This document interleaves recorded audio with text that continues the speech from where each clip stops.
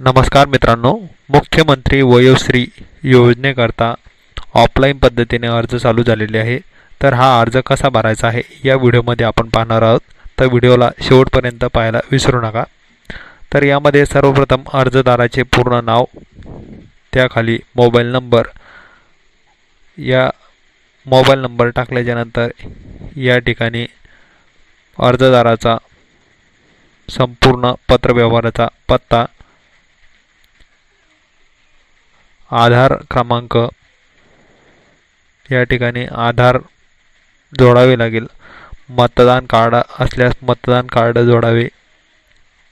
जन्मतारीख, शाळा सोडल्याचा दाखला, आधार कार्ड, 10वीचे बोर्ड प्रमाणपत्र, जन्माचा दाखला यापैकी कोणतेही एक।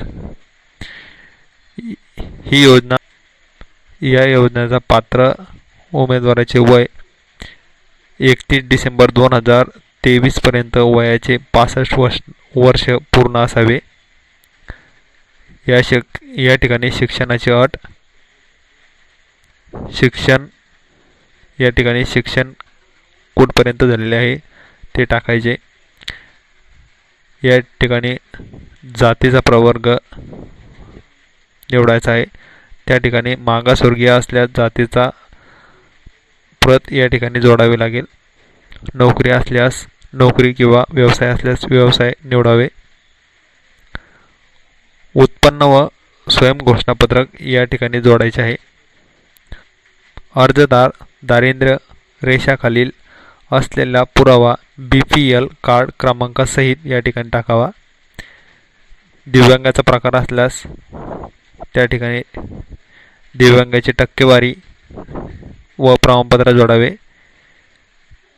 पेन्शन योजनेअंतर्गत वृद्धापकाळ निवृत्त वेतन मिळत असल्यास पुरावा जोडावा। मागणी करण्यात आलेले उपकरण साहित्याचे नाव, चष्मा, श्रवणयंत्र, ट्रायपॉड,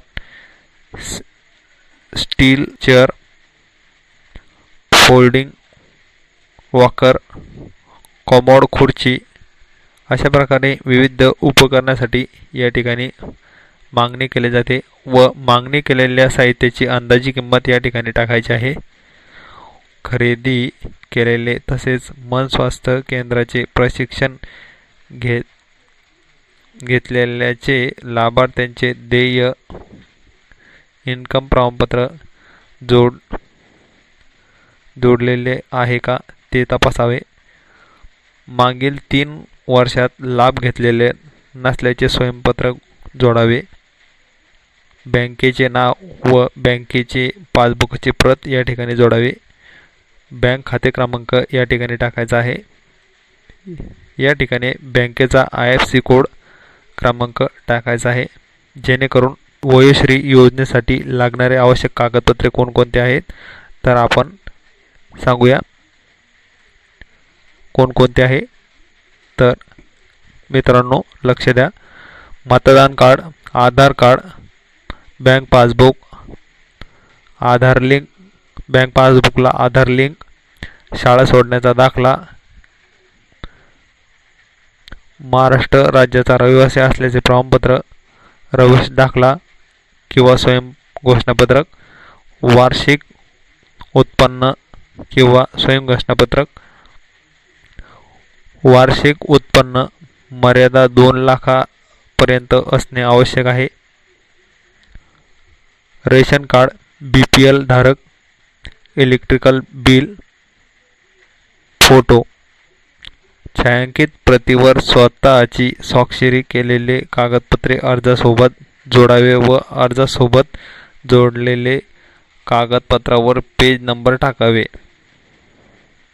अशा माहिती आवडल्यास आपल्या चॅनलला सबस्क्राईब करायला विसरू नका व व्हिडिओला लाईक आणि शेअर करायला विसरू नका।